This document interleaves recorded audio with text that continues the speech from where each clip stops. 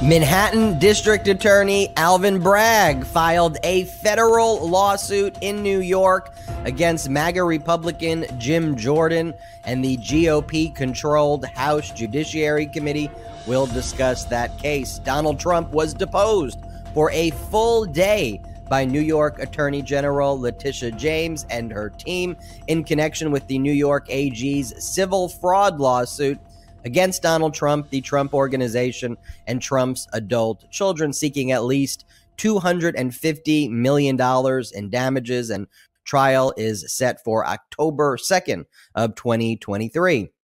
Trial in Dominion's $1.6 billion defamation lawsuit against Fox began in Delaware's Superior Court with jury selection and also some fireworks in court the day before, as audio recordings that Fox tried to conceal were uncovered, and they are very damaging to Fox. And Fox has already been sanctioned by the judge before trial even started, with Rupert Murdoch expected to testify very soon.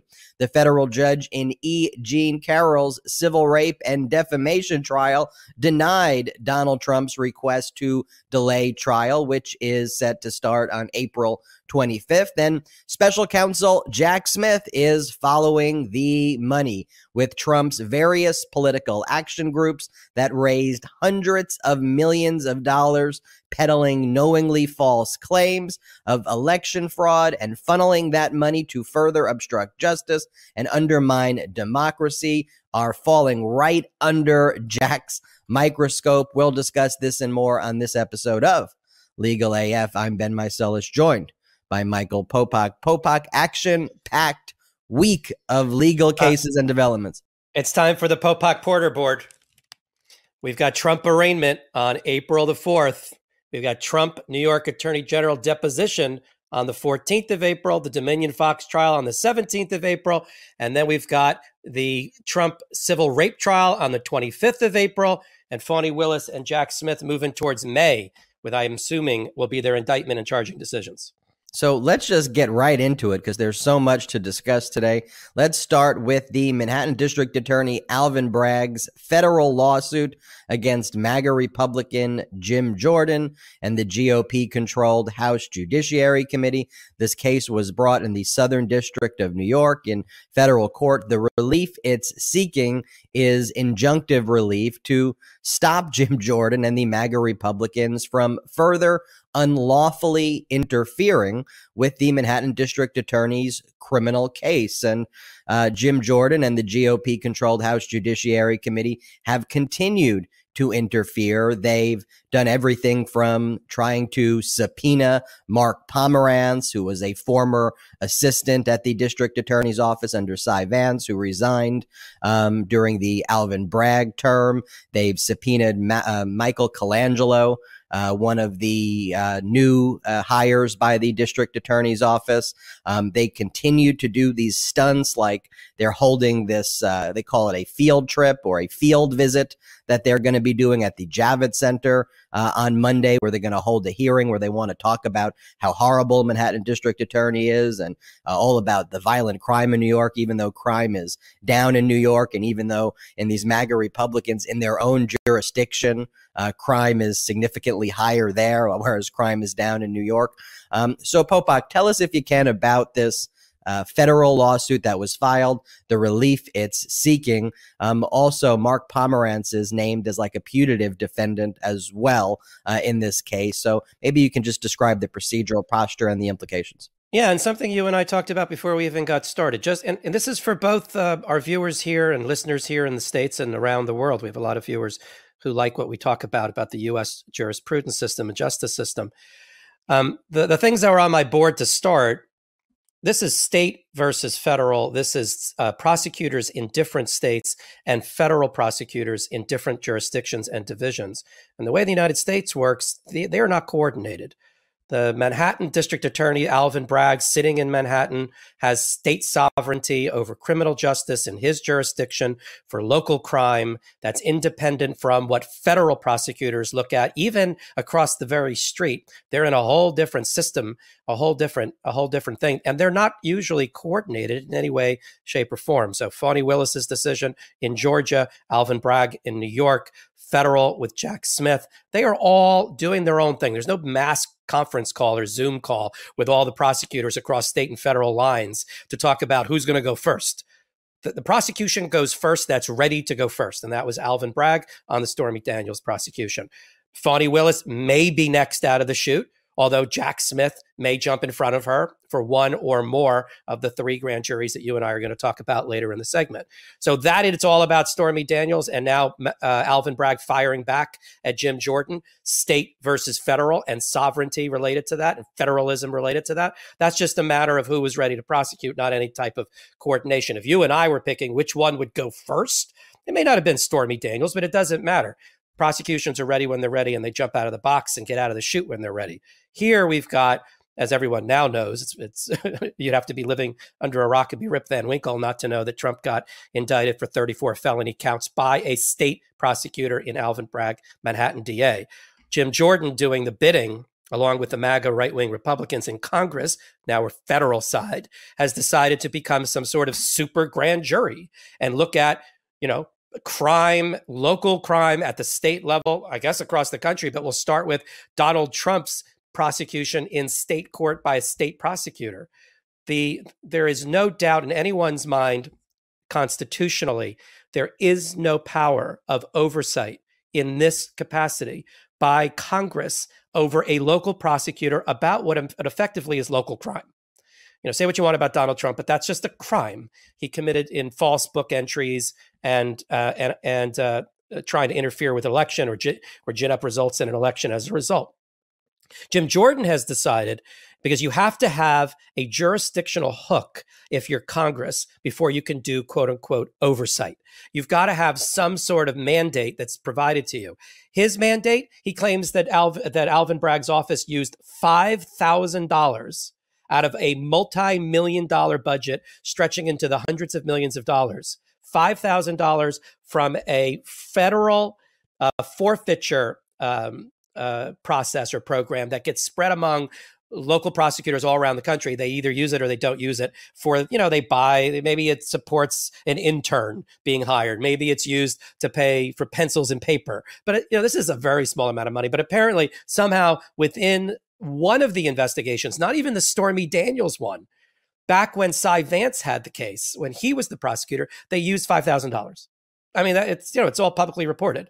So that's, they use federal funds. I now get to interfere with the deepest, darkest investigations of a local prosecutor. And this, just to be clear, yes, there is an indictment, but we're not done in New York with Alvin Bragg, his investigators and prosecutors' work. This is a live, ongoing investigation. Alvin Bragg, as we'll talk about later, and as you and Karen just did on an amazing hot take about the interplay and the coordination, if you want to talk about coordination, between the New York Attorney General's office and Alvin Bragg's prosecutor's office to bring down Donald Trump. We'll talk about that later.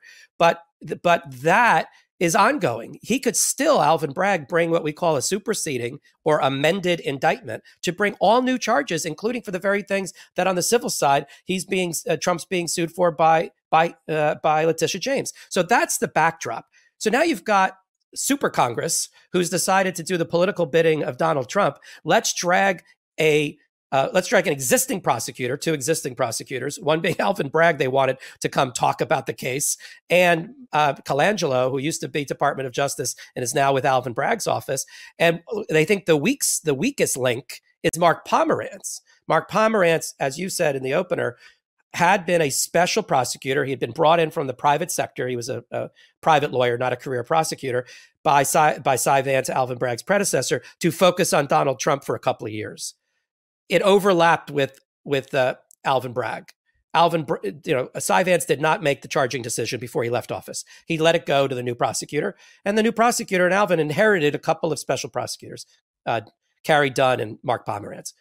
Mark Pomerantz and Carrie Dunn, having spent 2 years doing their life's work going after Trump, didn't like that after 90 days in office, 90, Alvin Bragg wasn't ready to make the prosecution decision. And the buck stops with him. And the people of the city of New York, of Manhattan, voted for Alvin Bragg. They didn't vote for Mark Pomerantz. And so they walked. And then Pomerantz ran across the street to a publisher and he wrote a book called The People versus Donald Trump, in which he laid out the case against Donald Trump from his time as a prosecutor, crapping on the case, including crapping on the Stormy Daniels case in parts of the memoir, and, taking a pot shot at Alvin Bragg. Well, of course, that got the MAGA right wing all excited because they're going to now try to use and set up some sort of Pomerantz versus Bragg battle over whether this is politically motivated or not, the prosecution of Donald Trump. So Alvin had no choice but to run now from, he's a state prosecutor, run into federal court because they're the ones that have jurisdiction over the Congress and Jim Jordan, to sue for an injunction to stop Mark Pomerantz from testifying pursuant to a subpoena, so quash the subpoena, and to preserve the sanctity and the secrecy around the grand jury process, which would also be invaded by Jim Jordan, putting aside the unprecedented act of a sitting congressman interfering with local prosecution decisions. Now, the judge happens to be, and there's a couple of them on the Southern District, happens to be a Trump-appointed judge in Mary Kay Viscasil. So Viscasil used to be a bankruptcy judge. She was a bankruptcy lawyer, and she kind of did that for about 10 years. And then when Trump was looking around for somebody Republican to elevate in the Southern District in New York, he elevated her. Now, there's been some press about, well, she's already against the case because she denied Alvin's motion for temporary restraining order. At the time he filed the case, right along with it was another piece of paper called an ex parte motion for temporary restraining order, which means, judge, don't even let the other side have a chance to speak. Just enter an injunction right now because the clock is ticking, because Jim Jordan wants an April 19th subpoenaed appearance by Mark Pomerantz. We got to hurry, do a temporary restraining order now. And the judge said, no, I'm going to deny that, not the merits of the case. I'm going to deny that. We have plenty of time. Give notice to the other side, Jim Jordan. Get him served with this suit. And let's all brief it and appear in court on the 18th of April, where I'll make a ruling. And the 19th of April would obviously be the date for the testimony. I think even this judge, Ben, I want to get your opinion, quashes this subpoena and finds this is a unprecedented incursion into state sovereignty and federalism versus states' rights at the prosecutor level. I think you give the Trump-appointed judge too much credit there to do the right thing. I don't think that's what's going to happen. I think the judge is going to allow Mark Pomerantz to testify.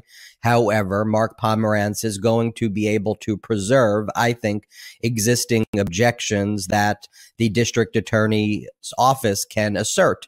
So essentially, Pomerantz really can show up.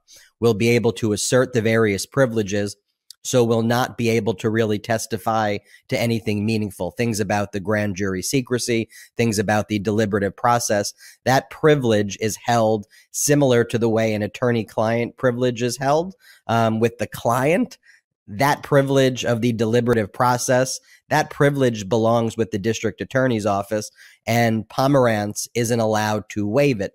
That's why Pomerantz is a putative defendant in this case, because while I ultimately believe the injunction against the MAGA Republicans likely won't succeed, the injunctive relief as it relates to Pomerantz, I actually think will succeed. And Pomerantz, I think, though, will be restrained from what he is actually able to testify based upon rules of grand jury secrecy.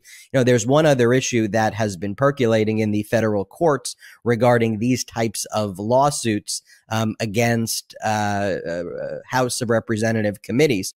And we saw this in a ruling by a Trump-appointed judge in the federal courts in Washington, D.C., where the judge basically found under the speech and debate clause, you can't sue them in federal court for certain actions that a committee takes. So I actually think both on the fact that there may be a speech and debate clause issue at play, number one, and number two, I think as specious as the hook is here about this federal funding, I think the hook gives the judge enough to basically say, we, the federal courts, are not going to be interfering with congressional hearings, but I think there will be narrowly circumscribed limitations as it relates to Pomerantz. Now, as it relates to Colangelo, as it relates to Bragg, as it relates to all this other stuff, I think that it will be far more difficult to, subpoena there. But Pomerantz, I think because of his conduct as well, and I think it's unfortunate conduct. And as we talk about what's happened with the New York Attorney General's deposition of Donald Trump, where Trump actually sat for the deposition, and now the Manhattan District Attorney's Office has a complete deposition transcript of Donald Trump talking about potential financial crimes. Not only do I think what Pomerantz did was inappropriate, but I think history has now demonstrated it was very short-sighted, because Pomerantz's strategy would have precluded the Manhattan District Attorney's Office from getting that deposition that Donald Trump just sat for. So I take a slightly different view than you, given that it's a Trump-appointed judge. But I think ultimately there's not going to be meaningful testimony derived. And let me make one more final point about Pomerantz here. The final point I want to make about Pomerantz is, while Pomerantz thought the falsification of business records case against Trump for the hush money payments to Stormy Daniels was a weaker case than the financial fraud case, Pomerantz's ultimate proposition is that Donald Trump is a criminal who deserves to go to jail for the rest of his life. So even if you play this out and Pomerantz testifies fully, this is why the MAGA Republicans, we call them on the Midas Touch Network, are professional rake steppers, because you're now going to put in someone as a witness who frankly believes the problem with the Stormy Daniels related case is that it's not strong enough against Donald Trump, whereas the real crimes that he wants to see prosecuted are the crimes still being investigated. So it would be an entire hearing on how big of a criminal Donald Trump is ultimately. Popok, I'll give you the final word on this topic. Yeah, I don't want to nerd out on it, because maybe the first time in 200 episodes, you and I are on opposite sides of this. This is why I don't think I'm wrong, but we'll find out in a week. First of all, there's going to be an appeal regardless. It's going to go up to the Second Circuit Court of Appeals, which is primarily... Hedging your bets. Okay. No, I'm giving the full rundown. I don't think there's going to be... Also, I think we're missing the point here. This is different than speech and debate, which is federal. This is federal versus state. And this is the power of Congress and the precedent that would be set to allow a member of Congress to interfere at the local level, crossing over sovereignty under a body of law that was developed by Karen's office called the Mazars decision, having to do with Donald Trump's accountant, and when it's appropriate to obtain information across federal versus state lines, and when it is not under a constitutional. Now, Focusio may not get it right. She's not as big a Trumper as people. Oh, she was appointed by Trump. He was looking around for somebody that was Republican. He found it, which is hard to find in Manhattan, but he did find one. I don't think she was ever, I don't know if she's a Federalist, we'll have to look it up. But in any event, whether she makes the right or wrong decision, it's going to go up on appeal to the Second Circuit. He is not going to be testifying on the 19th of April. And then it's going to have to go back to the Supremes, much like the Mazars case, to see. Alvin had to do this, because if you don't draw the line in the sand right now and you emboldened the MAGA right wing, the Comers, the Jim Jordans, to say, oh, I can do this. Let me go after to use their vocabulary, every woke, Soros-backed Marxist prosecutor, the way Donald Trump has just put up in his social media truths, where he says if he gets reelected, right, I'll fire every U.S. attorney. I'll hire 100 new ones. I'll revamp the FBI. I'll stop them from going after conservatives and Christians using the police powers. This is this is his platform for getting back into office. If people weren't scared enough of the image of Donald Trump winning an election, listening to him list his grievances that he's going to execute on if he ever gets elected. And this is why prosecutors like Alvin Bragg have to run to federal court and ultimately hopefully to the U.S. Supreme Court if it doesn't go his way, to stop this in its tracks, because you see what'll happen if we don't. Yeah, and look, of course, Donald Trump uses all of those, loaded language as a way to try to prop up his fascist intentions. Let's have no doubt about it. What it is that the MAGA Republicans and Donald Trump are trying to create here, they're trying to completely remove law and order in our justice system, and that's why it's just so important that we talk about it here on Legal AF. Speaking about talking about it, apparently Donald Trump talked about it. He talked and talked for a full day deposition by New York Attorney General Letitia James. You will recall that before Letitia James filed the lawsuit seeking at least $250 million in damages against Donald Trump, the Trump Organization, and Donald Trump's adult children, there was what was called a special proceeding. And in the special proceeding, Donald Trump was deposed and he invoked his Fifth Amendment right against self-incrimination over 400 times there. In a civil case, unlike a criminal case, invoking your Fifth Amendment right against self-incrimination constitutes an adverse inference. So in a criminal case where somebody invokes their Fifth Amendment rights and decides not to testify, a prosecutor can say, ladies and gentlemen of the jury, do you see that individual's invoking their fifth? They must be guilty. In fact, the prosecutor can't even tell the jury that the defendant is invoking their Fifth Amendment right or make any inference or imply anything about it. In a civil case, it's different. And the New York Attorney General's case is a civil fraud case. And the case is about Donald Trump making fraudulent valuations, high and low valuations on his statement of financial conditions to get favorable loan terms, to get favorable issues with his taxes, to not pay taxes, to get favorable deals with insurance companies. And so Donald Trump would just say, hey, I want favorable terms on a loan. My property value is higher. I want to pay less taxes. My property value is lower. That's the basic nature of it. And in this civil case where New York Attorney General Letitia James alleges that there was a decade-long plus scheme. That's as far back as the AG statute allows her to go for this particular case. She alleges that Donald Trump should basically disgorge or, return the money that he made by lying on his statement of financial conditions. In that case, a civil case where in addition to monetary damages, she's also seeking injunctive relief to effectively stop Trump and his children and the Trump Organization from doing business in New York. One of the things that she's allowed to say, unlike in a criminal case, is, ladies and gentlemen of the jury, Donald Trump invoked his Fifth Amendment right against self-incrimination.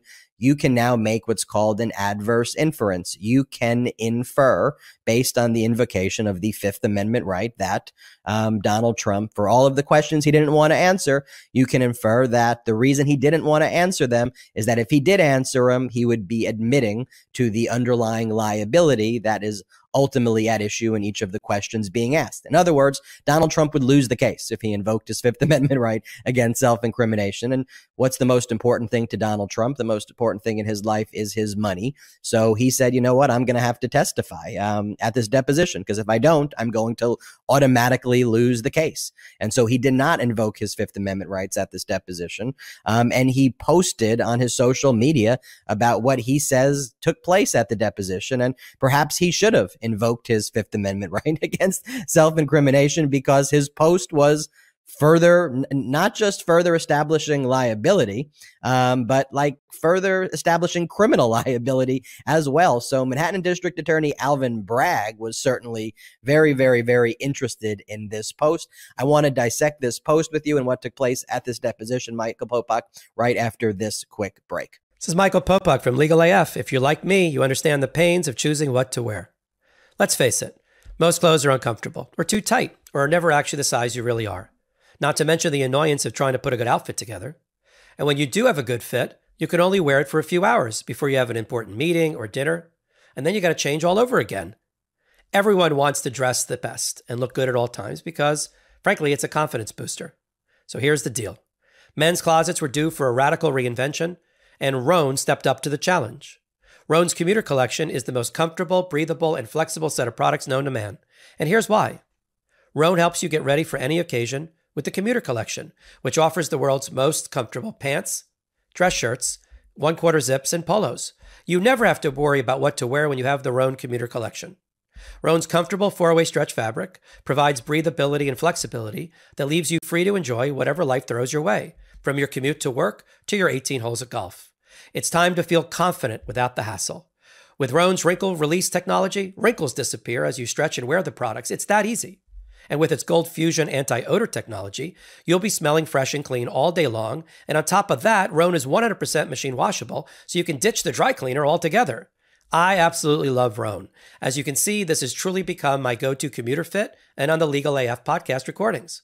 We're on the move a lot, whether it's jumping from meeting to meeting or catching a flight or an important dinner. The Roan Commuter Collection has never let me down. The versatility and comfort of the collection is undefeated. Even after I wear it all day, I still feel super fresh because of that Gold Fusion anti-odor technology. The Commuter Collection can get you through any workday and straight into whatever comes next.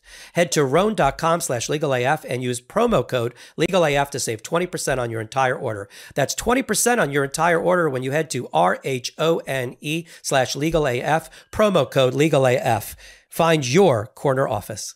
Welcome back to Legal AF. Right before we took a break, I showed this post that Donald Trump made about his deposition.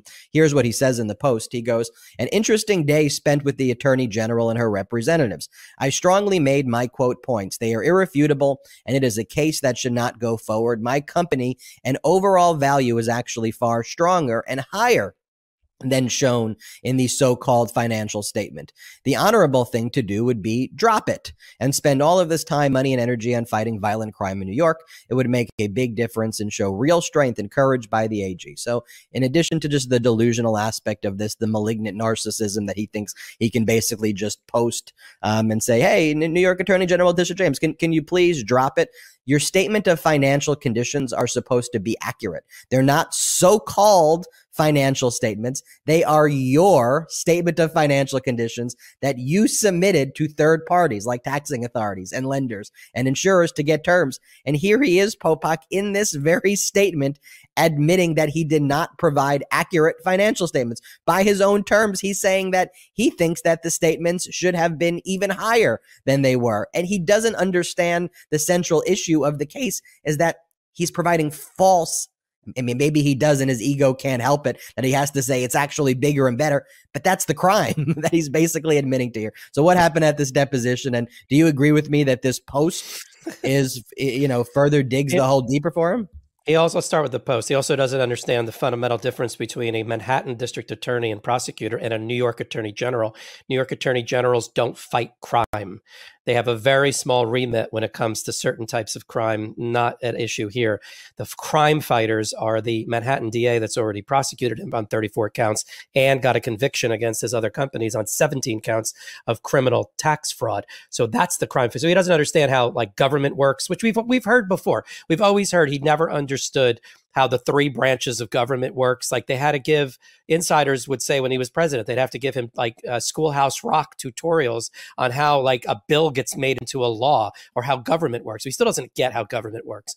As to his admission, his Freudian slip, yes, he has always been quite clear, including under oath in other cases, that the value of his brand, the value of his balance sheet is whatever he thinks it is when he wakes up in the morning. He's literally said that in prior cases. He said, well, what do you think the company's worth? It's whatever I think it is on that day. If I'm having a good day, sun's shining, and I like my cup of coffee, then it's $1.2 billion. If I'm having a rough day, it's less. Because he thinks brand means hard physical assets on his balance sheet, which are supposed to be capable of calculation and appraised value and not conjured up out of the transom of your mind. Whenever you're going for a loan, you inflate them and deflate them, as you said, if you're trying to write off or pay less on your taxes. And the case, just to remind everybody, because sometimes we talk in shorthand on this show because we've been doing this so long, and we're very mindful that there's also new people here that are joining us for the first time. The case is about it's about loan valuation and deflation on 23 properties that Donald Trump owns or owned, including Mar-a-Lago that you've heard so much about, Trump Tower, where he lives on Fifth Avenue, and a property that he's now sold that used to be the Trump Hotel, the old post office building in Washington, D.C. That 23. And the total amount that the Attorney General in her investigation that preceded the filing of the civil suit claims it was improperly attributed to Donald Trump, and for which he got value in his pocket that should be disgorged or taken from him or clawed back in her lawsuit, is $500 million in value, of which he's seeking $250 million at least in disgorgement. He's not the only defendant. Trump Organization is a defendant in the case. Ivanka, Don Jr., Eric. And it's interesting because they didn't all coordinate how they were going to give deposition testimony, sworn testimony to the NYAG at all. Donald Trump, as you said, Ben, gave 500 or so Fifth Amendment assertions the first time he gave his deposition. Eric, he gave 400. Eric gave 500. he didn't answer a darn thing. But Don Jr. and Ivanka apparently did testify and did not assert the Fifth Amendment privilege. So you got sort of a weird thing going on there. Donald Trump, as you noted so eloquently with Karen in your hot take, he is damned if he does or damned if he doesn't now. Because of the way the civil case with New York Attorney General Letitia James and Alvin Bragg's office, who this one I can say with certainty is coordinated, because they have had attorneys in each office be deputized by the other, and staff has worked with each other from the very beginning for the civil case and the criminal case to work hand in glove and share information, which they have been doing from the start. It's been publicly reported. Everybody knows this. That Alvin Bragg let, if you will, in the coordination, Letitia take the lead because she's got more powers of economic sanctions, of death penalty for the corporation and for its corporate officers from a corporate standpoint, not allowing them to be officers anymore of New York corporations, to put the corporation out of business and stop its ability to get lending and money. That is in the hands of the New York Attorney General and her powers under what we call the Executive Law 63-12. Very strong, robust powers that the criminal side doesn't have. Criminal side puts people in jail. Maybe there's a little bit of a fine, but it's putting people in jail and taking away their liberty. That is the focus of criminal justice. Civil and a New York Attorney General is so much scarier to Donald Trump because it could tear apart his house of cards finances and maybe not put him in jail, but might as well, let him go into old age broken and busted. So that's the coordination between the two. And where the Fifth Amendment testimony comes in is at that very intersection, because he was so worried in August when he gave the original deposition, or whenever it was, 6-7 months ago, that he said, oh, I got this other thing, I got the shark in the water with Alvin Bragg and all the other cases. I got to put up my fifth, even if it means losing the case. Now, and they've been trying to find out, we talked about this on prior podcasts, Alina Habba subpoenaing banks and other parties, trying to figure out what other criminal investigation is out there. Those were all quashed by judges. So they were worried. And now Alvin, having come out of the box with the tax prosecutions, now the Stormy Daniels, with more to come, right? That's a comma. That's not a period at the end of Stormy Daniels' prosecution. He can still go back now and pick up criminally the same exact subject matter that the civil case is being done. There's no double jeopardy when you're talking civil versus criminal. And he's now worried about that, but he wants to win the case that's going to trial in October. So it's basically shooting himself in the head. So he went in and testified for 8 hours, bragging apparently all along the way. Letitia James didn't take the deposition, although she appeaed at it and read a statement on the record. We don't know what the statement was yet. We will when we start seeing the transcript if that gets filed. But one of her line deputy attorney generals or assistant attorney generals took the deposition. Chris Keiss, who we haven't heard a lot about lately, he was the guy that took the $3 million retainer from Donald Trump, and Alina Habba were apparently in the room. And, where he just bragged about how much money he's had and how he's got a credible $1 billion business. But he had to answer some hard questions. Why did you say that your apartment in Trump Tower was 5 times the size that it really was? Why didn't you use an independent appraisal? Why did Alan Weisselberg say this to this insurance company, Zurich? And why did you deflate the value of something in these 23 properties? There was no way they covered everything in 7 hours. The press is making a big deal out of, oh my God, he was there for almost 7.5 hours. Yeah, but 23 properties and hundreds of examples of fraud can't be covered in 7 hours. I assume this is it.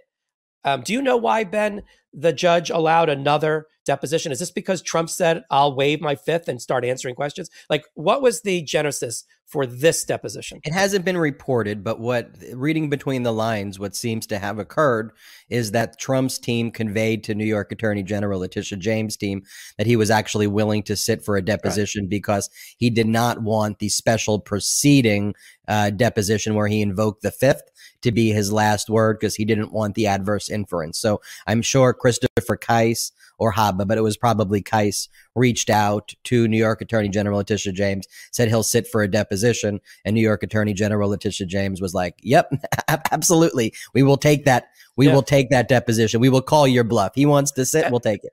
And Trump has had, on his end, he's had 7 or 8 months to digest the hundreds of thousands of pages of data and documents, as you like to say on the podcast, most of which are his own, that they obtained from tax preparers and accountants and banks and from the Trump organization themselves to get ready for this. But I don't think you get Donald Trump ready for a deposition. You know, I've prepared people at this level. I'm sure you have too. And with binders of material to get them ready for the deposition. Does anybody really think, with all the other things on my whiteboard today, that Donald Trump sat and allowed Alina Habba and Chris Kice to properly prepare him for a 7.5-hour deposition with the Attorney General, showing him key documents and shaping responses? Does anybody believe that? If he didn't wing this by the seat of his pants, I'd be shocked, because all he did, according to the Truth Socials, is just do the same talking points he always does about, you know, the value is whatever I think it is, and the so-called financial statements. And like, no, do you understand that there is actual documentation that shows that you committed fraud in the state of New York by your companies? And so while they came out whistling in the graveyard about, oh, we did great, it just, you know, Alina Habba, oh, it just showed that he's the successful billionaire owner that he usually is. You know, 7.5 hours, whatever they decided to cover it, I'm sure they had prioritized in their outline for the New York Attorney General what they were going to cover, knowing that eventually that 7.5 hours was going to go by like that. But we'll know, because now it's interesting. He wasn't able, I don't think, to totally redo the 400 questions that he was asked. Like, I don't think they went through the 400 questions from before and said, you want to change your answer now? So I think this is going to be like a hybrid, a mixed thing, where there's still going to be areas where he took the fifth, and there's going to be areas where he has recanted and come up with a new statement. And we're going to have to see how that plays out in front of a trial, in front of a jury.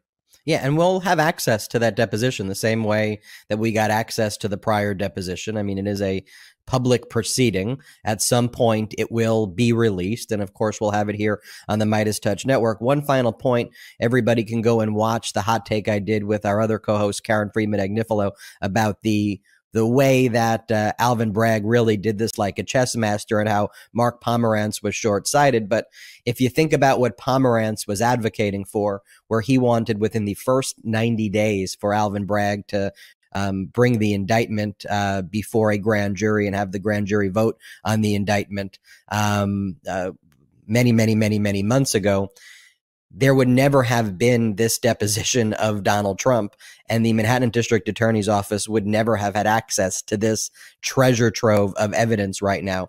Not only that, but if a criminal case was filed essentially on the same topics that are where, if the criminal case was filed on the same topics of where New York Attorney General Letitia James' civil cases, and they were both focused on the financial fraud, what Trump's lawyers in the New York Attorney General Letitia James case would have done is filed a motion to stay that case or stop that case until the criminal case was completed.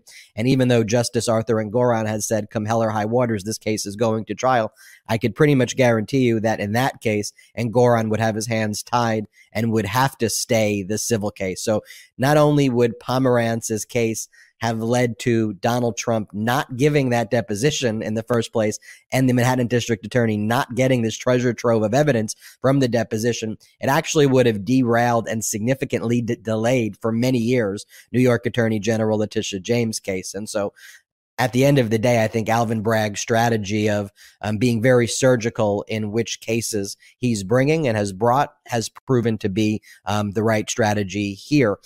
Speaking about the right strategy or the wrong strategy, it's never the right strategy in the days leading to trial when it is uncovered that you have been suppressing critical evidence in the case, and it's never the right strategy to be lying to your trial judge who's about to preside over your trial.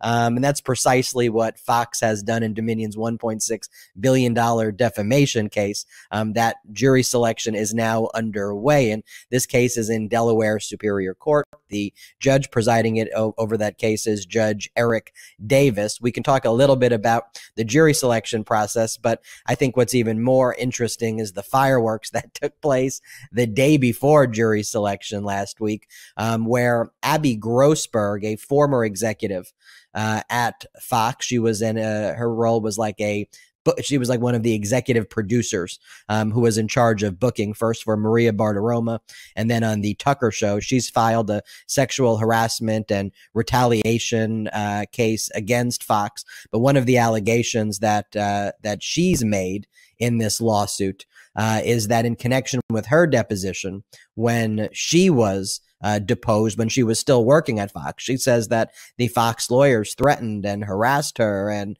intimidated her and basically told her to lie and say you don't recall things that she can recall. Doesn't that sound familiar? Kind of sounds like what Trump's lawyers were telling January 6th committee witnesses. And by the way, when we talk about Jack Smith a little bit later in the episode, Jack Smith's focused on that exact same type of conduct of how Donald Trump's lawyers may be saying that to critical witnesses there. Anyway, back to Dominion's defamation case.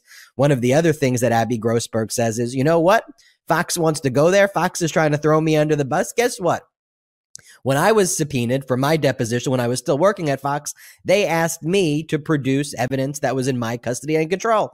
And guess what I had? I had all of these audio recordings of pre-interviews before Trump administration officials would show up on these interviews with Maria Bartiromo and other shows. And in these pre-interviews that were all recorded, the Trump administration people, whether it was Giuliani or other top campaign people, would say, "Hey, can we go on off the record? We don't really have any evidence about this whatsoever. We don't know any of this. But hey, can you just promote January 6th? Can you like promote that day? There's not enough attention being there. Like we don't really have any of this information." And rather than Maria Bartiromo and Fox saying, "You know what? Let's not put that on the air because we know they're lying," what would they do? They then put the guest on, and the guest would literally lie about the exact thing in the pre-interview that they were telling the Fox host, like Maria Bartiromo. They had no evidence. So clearly, Popak, in this defamation case where Dominion is alleging that Fox had knowingly and maliciously and or recklessly, that's the standard that you have to show because Dominion's a public figure, that Fox acted with actual malice. Dominion's alleging that they knew and they platformed it anyway. These audio recordings that Fox did not turn over in discovery seem to show that. So Fox was sanctioned. That happens the day before jury selection. And now we're in the thick of it in this case. Tell us about that, Popak, and what else we should expect from this trial. Yeah, so the trial is in full march now. 12 jurors are being picked in Delaware Superior Court, 12 alternates. They didn't finish. They started on Thursday. They're going to finish on Monday, and I think opening statements for both sides are going to be Monday afternoon. To answer a few nagging questions, no, it's not going to be televised, but the Judge Eric Davis, has given a tremendous amount of media access. There's 200 seats in the courtroom in Wilmington, Delaware. Some of them are going to be occupied by the media. There's an overflow courtroom next to the main courtroom where the proceeding is happening that's filled with media. The media is allowed to have their laptops. They are not allowed to actually record either the actual proceedings with a camera nor the audio, although there is an audio link that people like the Midas Touch and Legal AFers in our show will be able to phone into every day if you want to sit for 7.5 hours and listen to the trial each day. Assuming we don't overload and blow out the connection, there is going to be audio. But the media has been told by the judge, because he denied their request, they are not allowed to record the audio. So this is a little bit of a gift for Fox, because can you imagine, with the parade of witnesses I'm going to talk about next, being put on the stand on a televised trial? And I'll tell you one media outlet that's not really covering this well, and I looked them up today, is Fox is not covering their own $1.6 billion defamation case. The cast of witnesses that we can expect to be brought in are legion. I mean, wait to hear this list. Rupert Murdoch is going to testify. Lachlan Murdoch. This is Kendall versus Logan succession style writ large in the courtroom. The news CEOs, Suzanne Scott, Tucker, Hannity, Ingraham, Bartiromo, and Dobbs are all going to be testifying over the course of a 6-week or so trial. And then, when they testify, right next to their heads on a giant screen for the jury to see is the cross-examination materials that are going to be used, what we call demonstrative evidence, which is going to be things like text messages, internal emails, internal audio, like you, Ben, mentioned before, and then play it, and then or have the witness testify and then play it as to why they were lying either in the courtroom under oath or they were lying in the text or the email. Where were you telling the truth, Tucker? which one was it? You're either lying in one or lying in the other, and lying in all three about their understanding that there was no truth to anything that was being said about Dominion. Now, let's back up for a minute. That's sort of how the trial plays out over the next 6 weeks in front of these 12 jurors. They are not anonymous jurors. We will get some information from them, maybe not names, but at least their backgrounds and how many women and how many men, that kind of thing. We'll know that probably from reporting in the courtroom on Monday. Now, just to remind everybody or who's new to the show, there are three main elements for defamation by Dominion voting machines, who says they were lied about on the air with knowledge that it was untrue and they suffered damage as a result. That is defamation. The three elements are falsity, things were false that were said about them; publication, which is that those statements were made to a third party, either in writing or orally; and third, that they've been damaged as a result. So out of those three elements, 2 out of the 3 have already been established in favor of Dominion by the judge before they even stepped into the courtroom. So if you're in the batter's box as Fox, you've already got 2 strikes against you. The jury will be instructed by the judge at the appropriate time.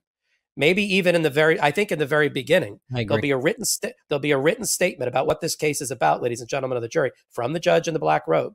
And he will say, this is a case of defamation involving Dominion Voting Systems, a Denver-based company, against Fox News and Fox Corporation. And these other individuals, some of which, Bartiromo and Dobbs. And before you even came into this courtroom, ladies and gentlemen of the jury, I made some rulings. And here are my rulings. You are to assume that everything that was said about Dominion by Fox News and its on-air personnel was false. Judge said in an order, it was crystal clear that it was false. He'll say to the jury, it was false. So that element of the 3 elements you have to decide is off the board. You are to assume it's true. You're to assume it's false. The second element is publication. And I've already found, ladies and gentlemen of the jury, there's been publication. So you don't have to worry about that element. You got one element left to decide. And then one defense to decide. The one element left is damage. How have they been damaged? Obviously, they've been damaged. And what is the amount of that damage? That's where you have a battle of experts about, is it a $1.6 billion defamation case? Is it a smaller amount of money? Or does the jury just pick its own number, which is usually what happens? And then lastly, the judge will say, you have one other issue to decide. That's a defense. The defense is whether this news organization, this media company, gets the benefit of a protection under the First Amendment because there's a showing or no showing of actual malice, meaning they knew it was false what they were saying, or they did it with reckless disregard of whether it was true or false. If you find, for instance, that they didn't know, or they exercised proper care to determine whether it was true or false, then you're to find for Fox. If you find that they knew or should have known, you're to find for Dominion, and you'll hear evidence. And that's what he's going to instruct them at the very beginning. So already, before we get to the sanctions that the judge already laid out on Fox, this is what, stepping into the box, Fox has to deal with in terms of, it's not that the liability has already been established to get them, but it's pretty darn close, and the jury gets to go to damage. Now, on the remaining issue that's really interesting, for me about all of this is the sanction. So what happened is Fox has been late producing documents and data and recordings all along the way, including 2 or 3 days ago, some of which is coming from disclosures in the lawsuit that you just described from the former producer who was fired, who's going to be a witness, has already been declared to be a witness in the case we're discussing right now. She will be brought in for this particular case by Dominion. One of it was this recording that you're talking about, including a recording in which the Sidney Powell, who's the grand master schemer about this conspiracy that Dominion is claimed to have been involved with the Venezuelan government and Hugo Chavez and phony software and bribes to Georgia officials and the like, all false. That part of her foundation for making that statement, Powell, to Fox News, was a woman who claimed to have time traveling superpowers. I'm not making this up. And using her time traveling abilities, she found out this information. And Bartiromo was on the phone during this. Now, any legitimate news organization would say, I'm sorry, did you just say that the basis for your statement about this is a time traveling superpower person? And that is, at its very essence, actual malice, if that is all true. So that evidence came in really, really late. The second piece of evidence that came in really late that pissed off the judge is the relationship between Rupert Murdoch and not the parent company, Fox Corp, but Fox News, because they always took the position at Fox that Rupert's just like the titular head. He's really not involved with day-to-day news operations. His emails are interesting, but they don't really influence policy over at Fox News, until they discovered that there is a corporate filing that says that Rupert is the operational chairman of Fox News. So the Dominion people jumped up and down in front of the judge 2 days ago and said, Judge, this changes the whole complexion of the case. We did all our discovery based on a representation by them in this courtroom that Rupert Murdoch had no role over at Fox News. So we've been trying the Fox Corporation case separate from the Fox News case, but look at the interaction between the two and his control over it. And the judge says, yeah, I'm really annoyed about this. Judge said, I was misrepresented to. He didn't say lied. I was misrepresented to by lawyers for Fox in this courtroom. And now I got to do something about it. So he did two things. He said, I'm going to sanction Fox as follows. There's going to be a new series of depositions that Dominion thinks are necessary to get to the bottom of the Rupert Murdoch involvement on the news side. And Fox is going to pay for all of that and the attorney time and everything related to that. That's one. Two, I'm thinking about appointing a special master, usually a retired judge or magistrate, to go look at all of the emails and correspondence among the lawyers and the client, Fox, about the discovery process, the collection of documents and data. And then I want a full report back to me. So everybody hold on to your papers and don't destroy anything, because I want to look at it. And then I'll come up with an appropriate sanction. Now, some people might be thinking, well, the trial started already, or it's going to start on Monday. Who cares about sanctions? Well, first of all, you take time out from trials to go do depositions. It happens all the time. The judge says, hey, everybody, ladies and gentlemen of the jury, we're not going to meet on Wednesday. The lawyers and the judges have something we got to do. And so they go do a deposition. But the real sanction here, Ben, is if he finds out that he was lied to as a judge, one penalty that he could assert is effectively a death penalty. He could sanction Fox by striking their pleadings, striking their defenses, and finding liability, basically a default judgment against Fox. And that could happen during the course of the trial. So they're not out of the woods, because while the trial is going on in the courtroom we're all following, we also got to keep an eye on what's going on before court starts and after court starts and during lunch breaks, when there are hearings on these issues with the jury not present, where the judge will have to make a decision about what is the appropriate sanction against Fox. If he goes all the way to death penalty, the jury will come back one day and be told, thank you for your service. We don't need you any longer. I've made a decision on liability. Let's get to damages only. That could happen. Well, we will be following that very closely here with hot takes probably every day as we learn what's going on in those proceedings. We still have a lot to discuss on this episode of Legal AF. E. Jean Carroll's civil rape and defamation trial set to start April 25th. Donald Trump tried to delay it. Donald Trump was not successful in trying to delay it. Special counsel Jack Smith is focusing on following the money and where Donald Trump is putting all of that money he raised, grifting and lying to followers that it was going to an election defense fund, and there was no election defense fund that even existed. And we should also touch upon the fact that Donald Trump did in fact file a frivolous $500 million lawsuit against Michael Cohen in the Southern District of Florida. And there was an entire section, Popak, called podcasts that referenced the Midas Touch Podcast Network. We'll talk about that and more. Let's just take a quick break. And now let's take a quick break to talk about our next partner, Lomi. Now, I've never been able to compost before. It was always too complicated, too much work, and frankly, I don't think I even knew exactly if I was doing it right. Then I got a Lomi. Lomi allows me to turn my food scraps into dirt with just the push of a button. Lomi is a countertop electric composter that turns scraps to dirt in under 4 hours. There's no smell when it runs, and it's really quiet. Thanks to Lomi, I have way less garbage each week. My family, we're down from 3 bags per week to just 1. And here's something pretty cool. My wife, she recently started gardening, and we've been able to use the dirt that Lomi produces to help fill the garden. And since I got my Lomi, I throw out way less garbage. That means it's not going to landfills and producing methane. Instead, I turn my waste into nutrient-rich dirt that I can feed to my plants. I feel so great knowing that I'm composting and creating soil instead of waste. And I have basically a limitless supply of dirt for my garden. The other week, I had my in-laws over for dinner, and the food cleanup process was such a breeze. Plus, they all think I'm super eco-conscious now. If you want to start making a positive environmental impact, or just make cleanup after dinner that much easier, Lomi is perfect for you. Head to lomi.com/legalaf and use the promo code legalaf to get $50 off your Lomi. That's $50 off when you head to LOMI.com/legalAF and use promo code LegalAF at checkout. Food waste is gross. Let Lomi save you a cold trip out to the garbage can. This is Michael Popak, Legal AF. Cold turkey may be great on sandwiches, but there's a better way to break your bad habits. We're not talking about some weird mind voodoo from your wacky neighbor or some sketchy message board. We're talking about our sponsor, Fume. And they look at the problem in a different way. Not everything in a bad habit is wrong.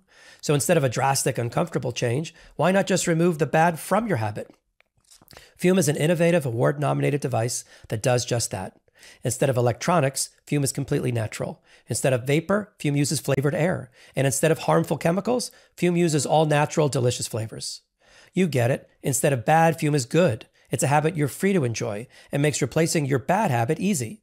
Your Fume comes with an adjustable airflow dial and is designed with movable parts and magnets for fidgeting, giving your fingers a lot to do, which helps with de-stressing and managing anxiety while breaking your habit. The first time I used Fume, I was shocked at how flavorful and fresh it tasted. It's easy to hold and perfectly balanced. Quite honestly, extremely fun to fidget with.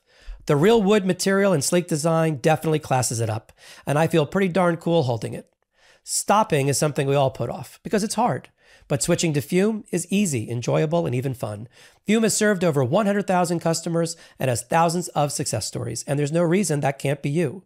Join Fume in accelerating humanity's breakup from destructive habits by picking up the Journey Pack today. Head to tryfume.com and use code LegalAF to save 10% off when you get the Journey Pack today. That's TRYFUM.com. Use code LegalAF to save 10% off the Journey Pack today. Welcome back to Legal AF. I just want to touch shortly, just for a brief moment, on the Michael Cohen lawsuit, only because Trump references us there. I mean, it's a completely frivolous lawsuit, I think, against Michael Cohen there. He's basically suing Cohen for breach of confidentiality, breach of fiduciary duties. He's saying that Cohen, who, by the way, Trump has accused of lying, I guess in this lawsuit, he's now accusing Cohen not of lying, of revealing the confidences as part of the attorney-client relationship, while at the same time, Donald Trump talks one about all of them publicly, which would be a waiver of attorney-client privilege to begin with. The fact that you can't claim confidentiality over crimes, right? You can't be in a criminal conspiracy with your lawyer, and then when the lawyer speaks to legal authorities, go, you violated my confidentiality for speaking with the criminal authorities. You can't do, so Donald Trump's lawsuit is completely frivolous. And then there's this whole section there about podcasts and talks about how Michael Cohen's podcasts on the Midas Touch network made Donald Trump very sad and very upset. So I know we're having a big influence there. One point I'll make quickly, but I don't want to belabor the Michael Cohen lawsuit because, frankly, I think it's a completely frivolous lawsuit. I want to talk about the judge. I want to talk about the judge, though. I'll let you talk about the judge because I want to move on to the E. Jean Carroll. So I'll let you hit it. Popak?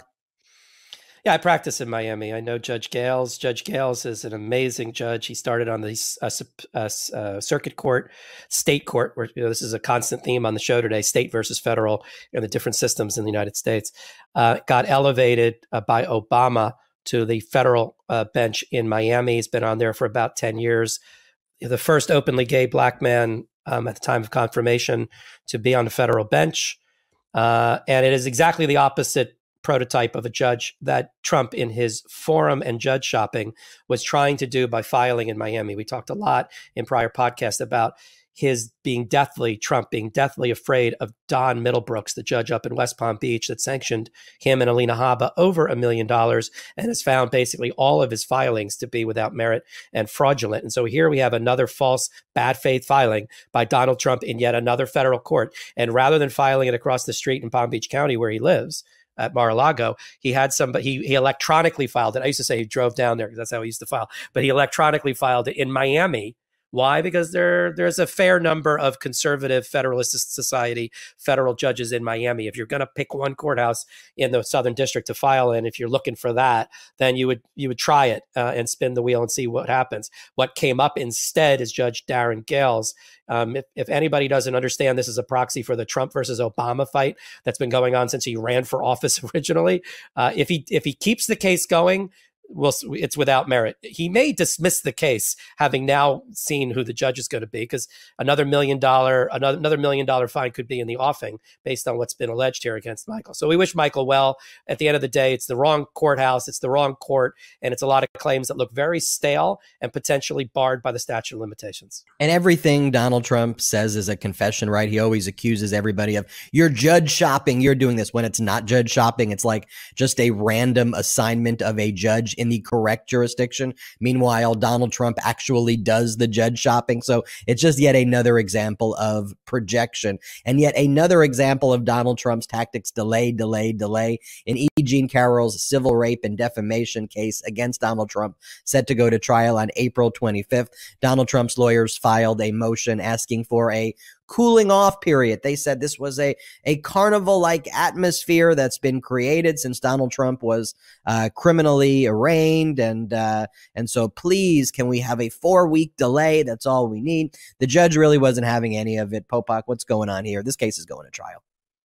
Oh, yeah. This is the second time in a week the judge has denied the 30-day extension. It's obvious. This is the tell if you play poker. They keep asking for 30 days because Donald Trump's not ready. Why is Donald Trump not ready? Because he's been doing a lot lately. He's just got arraigned. He just gave a deposition. New York Attorney General. He's got 3 at least grand juries he's dealing with and appeals and down in D.C. You know what I was thinking of, Popok? He's a little busy. You ever have a friend? I'm so sorry to interrupt. You ever have a friend, who's just like, hey, I'll be there in 5 more minutes, right? Then after 5 minutes, right? And after 5 minutes, I need 5 more minutes, right? And then after that, please, just give me 5. That's basically the strategy here. Yeah. Yeah. And so now there's one piece of reporting that came out that everybody's jumped on in mainstream, but let me just set it straight. As a trial lawyer like Ben, who's been in courtrooms like the one that is the E. Jean Carroll case that's being tried in, the civil rape case and the defamation related to statements made by Donald Trump after he was president, which we refer to in the business as the Carroll Roman numeral 2 case, and we'll distinguish it from Carroll 1 in a minute, is going to trial on April 25th. I don't care what Alina Habba and Joe Tacopina and how much high chair, baby formula throwing they're doing. They're going to trial. So they got one little thing that they're decided on the Trump side to that they think is a gift, and it's a big nothing, and it's going to be a big nothing in front of the jury. But let me explain it, and let me tie it to a Jack Smith investigation that we're going to do a little bit later on that I think go hand in glove. Not even a little bit later on. We're almost there. We're almost there. What I mean is, no, we got 3 more hours of the show. What do you mean, Ben? No. What I mean is that there's a connection between who's paying for the lawyers. Hold on to that topic for a minute. Because at the time I was like, who gives a crap who's paying for the lawyers? But now I see the connection that Trump's trying to make to run interference for what's happening in grand juries. In the E. Jean Carroll case, it came out when they were prepping E. Jean Carroll, the lawyers for E. Jean Carroll, Robbie Kaplan and her law firm. I'll talk about the law firm in a minute, which you do when you're getting ready for an April the 25th trial where your lead witness is your plaintiff. You prepare her. You prepare all the witnesses you're supposed to. So in preparation, in going over her deposition transcript, they came across a line in there where Alina Habba had asked her in deposition, E. Jean Carroll, who's paying your bills for the litigation? And she said it's on contingency, which is true, meaning Robbie Kaplan's firm is going to get a percentage of any recovery, but until then, and unless there's a recovery, she doesn't get paid. They said, what about other things, or other fees or costs? And there, not every client knows what's going on about funding and this kind of thing. She said, I'm not sure. I'll have to get back to you on that one. I don't know. Okay. And then they went on. And then when Alina Habba, this is again sloppy Alina Habba again. We've seen this in the past where she forgets to do something in the case and the judge has to remind her, well, you had your chance, but you never asked me to do anything about it. She did it again because they sent out discovery requests to E. Jean Carroll and said, give us information about how your fees are being paid by your for this case and anybody else that's helping to support you. And they objected. And they said, objection, attorney-client privilege, relevancy. And Alina Habba didn't do anything about it. She didn't bring it to the judge's attention. She didn't file a motion to try to get that information. She just let the objection lie on the table. Now, in preparing, it turns out that Reid Hoffman, who is the LinkedIn founder and a billionaire because of Microsoft when they bought LinkedIn, and supports democratic and progressive causes, just like Peter Thiel does on the Republican side, like the Koch brothers do, and all of that, and everybody else who's a big funder for Donald Trump. He gives to causes, including to allow people to pay the cost of entering a courtroom to vindicate their rights. It's a public service that he does. It's a public charity. He can spend his money any way that he wants. Put that next to E. Jean Carroll's lawyers, Robbie Kaplan, when she founded her law firm in 2017, around the same time I founded mine in New York. She dedicated her law firm to public interest law. About half of her practice is taking free causes on contingency, including going after Donald Trump a few times and winning. And then the other half of her practice is, she's got corporate 500, Fortune 500 clients that pay her, $1,500 an hour. But she does both. And so as part of that, she the law firm hooked up with Reid Hoffman's foundation and got some funding along the way to defray certain costs and fees, not attorney's costs, not attorney's fees, costs and fees that go along with a case. And just as a little tutorial, when you try a case, you got a lot of things you got to lay out of pocket when you're a plaintiff side contingency lawyer. You've got experts that got to get paid. Experts can't work on contingency. They have to get paid. So let's say the DNA expert, the expert on E. Jean Carroll's economic damages, that could be $200,000 or $300,000 or more worth of expenses. Court reporter costs for all the depositions, that could run $50,000 or $100,000, and so on and so on. You could easily, in a case like this, have $5 million or $10 million worth of invested time at the attorney rate of $1,500 an hour and have $500,000 worth of costs that you're running as a law firm. To defray some of those costs, Robbie Kaplan said, hey, Reid and the foundation, you gave me money for one of my other cases. I got some leftover. Can I use it towards E. Jean Carroll after the case had already been filed? It had already been up and running a year. And they said, sure, you can apply it. So they use it to pay who knows what, copiers, DNA, filing fees, whatever, not to put money in Robbie Kaplan's pocket. That the client didn't know about the intricacies of this whole relationship is a big nothing.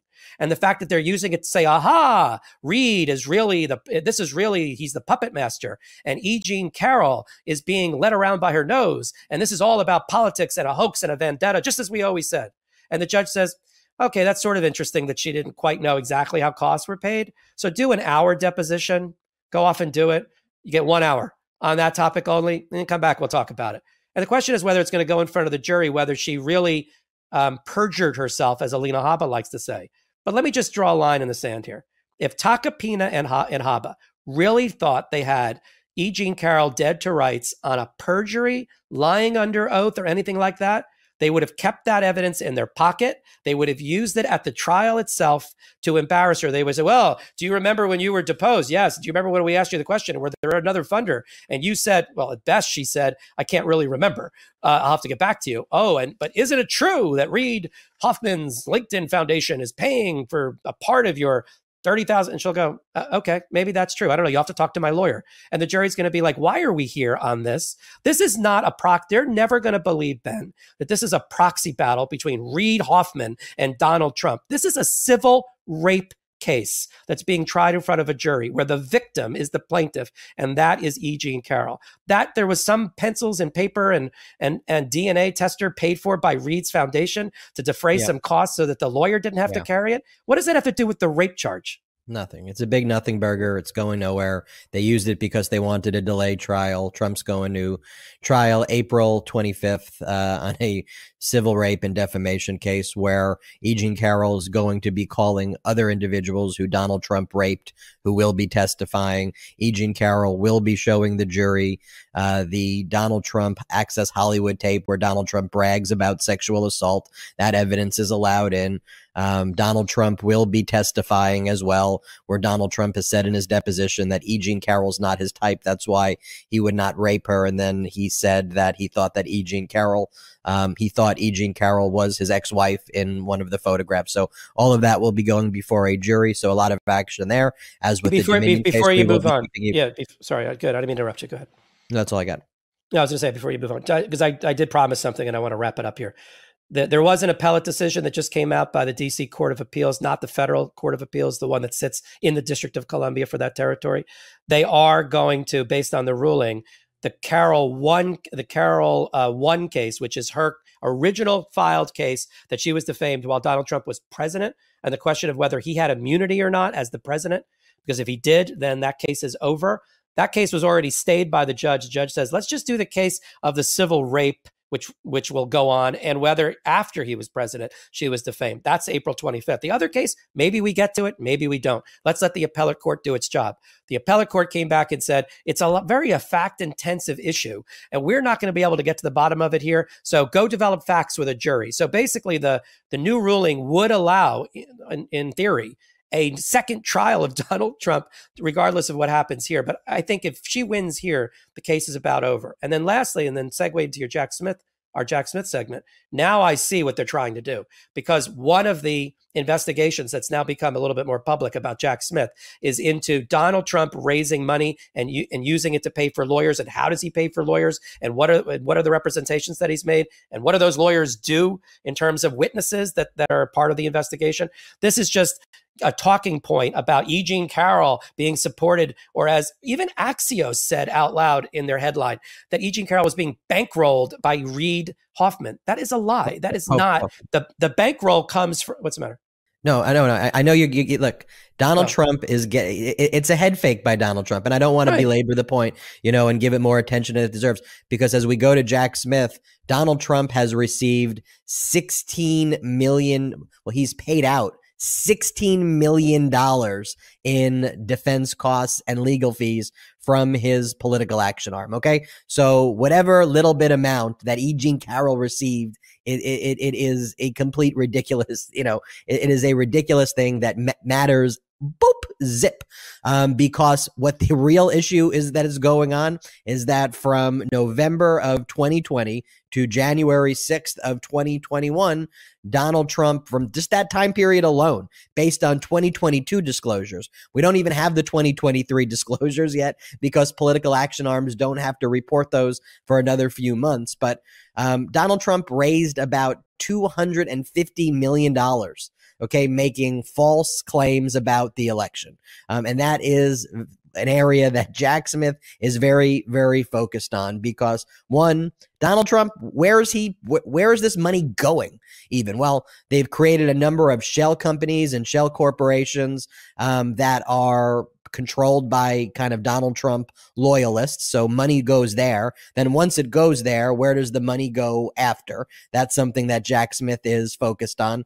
And then how is this money also being used to potentially try to control witnesses? How is this money being used to have lawyers who would be appointed to maybe try to change the testimony? Popak, what do you think about this? I was going to do a little board. Look, there's, as you just laid out, there are three investigations that we are keeping our eye on. The most recent one that looks like it's heating up is going to focus on wire fraud, which is frankly the easiest and most potent tool in a federal prosecutor's arsenal is wire fraud.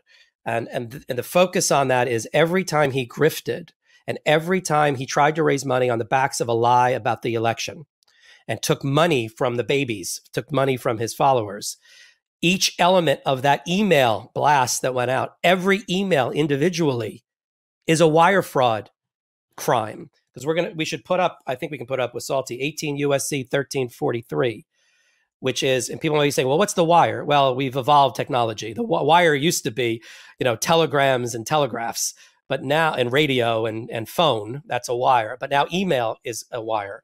So it says whoever has devised with the intent a scheme to defraud or obtaining money by false representations by wire, that's email. So every time he grifted by email, that's a wire fraud charge. This is the biggest target on the back of Donald Trump right now because it's the simplest path to prosecution and to conviction is the wire fraud. So they're focusing on the grift. They want to know the money that was raised and what he did with it. You laid out, Ben, $16 million for attorney's fees. They also want to know if he weaponized the use of attorney's fees to put the 20 or so people at Mar-a-Lago and his inner sanctum aides, to put them under control, to try to influence their testimony by buying their silence or buying their cooperation by giving them attorneys. Cassidy Hutchinson testified to just that very thing in the Jan 6 committee. The Mueller report revealed that even Michael Cohen and Michael Flynn were both improperly influenced by Donald Trump by including by helping to pay for lawyers or bringing in lawyers to help them. So now that's a focus, all of that. The question is, the odds makers, like in Vegas, are looking at what you and I have always said were at least 3 grand juries, and now we know there are. Mar-a-Lago, which has to do with national security implications, possibly the Espionage Act and obstruction of justice. And now we have new reporting that Trump may have taken a map with secret, confidential, sensitive intelligence information and showed it to people in the White House, on Air Force One, to donors, and all sorts of other things. They've already gotten testimony from General Miley, the Joint Chiefs of Staff head, on that. So you got the map issue there, which of course Trump's lawyers have already reached out. Oh, worry about the 21-year-old Massachusetts airman that leaked 100 documents. That's on your watch, Biden, with the 1.5 million people that have top secret security clearance, instead of focusing on what Donald Trump did with his map. But the map has become a big focus of the investigation. And then you've got the Jan 6th fake electors, interference, pressure on Mike Pence, Georgia issue. We'll talk about that in a minute. And then the third one is this one, which is the PAC fundraising fraud, scamming the donors, wire fraud, Save America PAC, using the money to corrupt the process, obstruct justice, and witness testimony. If you're a betting person, Mar-a-Lago, according to insiders, is about done in its investigation. All witnesses that relate to Mar-a-Lago, and ending with the capstone of Evan Corcoran, are done. So if I were a betting person, Mar-a-Lago is the first out of the chute by Jack Smith's prosecutors with a recommendation to our Attorney General, Merrick Garland, and then a prosecution.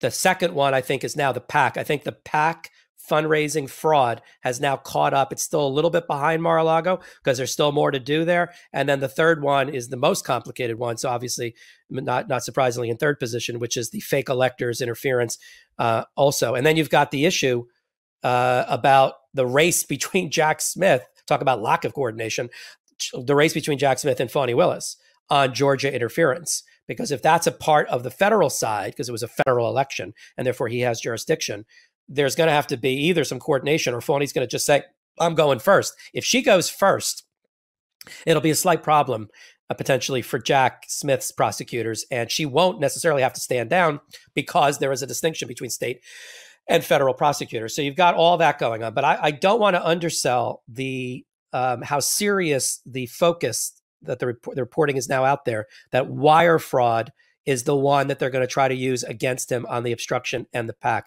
Because as I was half joking with our producer before the show started, every email, and he does hundreds of thousands of emails through his fundraising, every email is an individual count of wire fraud. They don't group them together like the Tuesday emails. The charges alone, and it is the easiest. It's the one every time you get an indictment in white collar defense, the way you and I do it sometimes, every time there's a mail or wire fraud charge in there because it is the easiest one for the prosecution to prove and certainly to indict.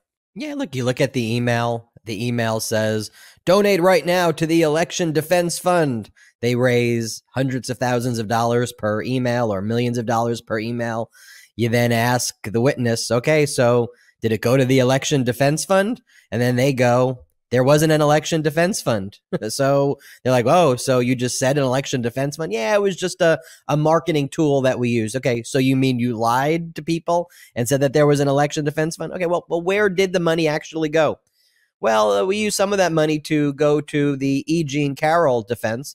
Wait a minute. So you use the election defense money to pay for Joe Tacopina and Alina Habba's fees to defend Donald Trump in connection with E. Jean Carroll's civil rape and defamation case against Donald Trump? Yeah, but we can do whatever we want. We have a disclaimer that says we can do whatever we want. Well, let's go back to your email. Your email says it's going to an election defense fund, though. So that's what you told your people, and you knew at the time that's not where it was going, correct? Correct. That's how that actually plays out in real time with that one email. And so Donald Trump's response to Jack Smith's increasingly productive investigation is to call Jack Smith a warthog. So he went from calling Jack Smith a mad dog psycho, and now this morning he called him a warthog. And Donald Trump is having a conversation with himself this morning. He is responding to a like, this is like a real maniac. Like, this is not normal behavior. So he first posts Biden obstructed with thousands of boxes loaded up with classified documents, many stored in Chinatown, whatever the hell that means. He's just slurring Chinese Americans, but go ahead. Exactly. And then he responds to himself and says, true, Biden is guilty of obstruction, 1,850 boxes unchecked, many found in Chinatown, heavy on classified documents. He has been totally uncooperative, won't show docs.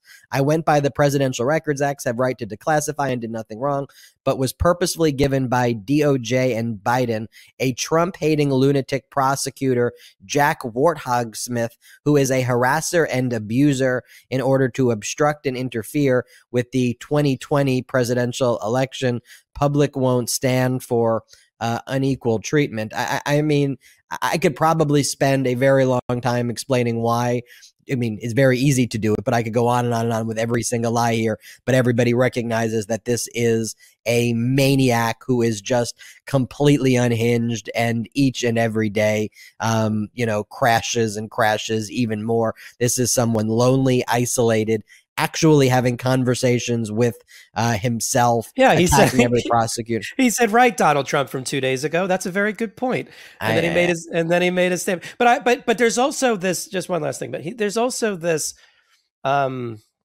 this undercurrent of a continued misogyny and racism in everything he posts. If you are a black prosecutor or attorney general, he uses racist tropes. Calls Letitia James peekaboo, which is a play on a racist name I'm not going to say out loud.